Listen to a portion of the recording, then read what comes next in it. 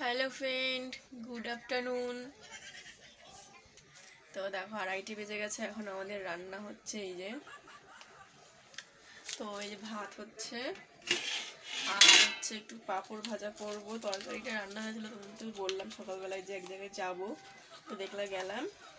তো আমাদের পাড়ায় একটা বিয়ে আছে, একটা বিয়ের নিমন্ত্রণ।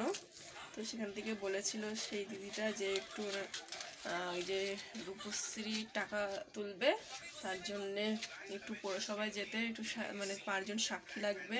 তো আমাকে নিয়ে 5 জন ছিল, তো গেছিলাম একটু ওই সাক্ষী দিতে।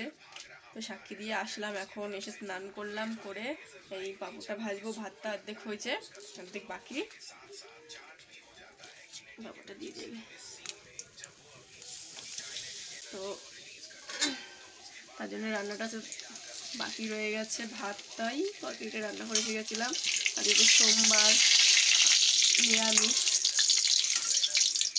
তাই নিরামিষ হচ্ছে পটল দিয়ে, সোয়াবিন দিয়ে, আলু দিয়ে একটা তরকারি রান্না করেছি। আর আমাদের বাপের বাড়ির গাছে চাল কুমড়ো পাঠিয়েছিল মা, সেই চাল কুমড়ো দিয়ে মটর ডাল রান্না করেছি।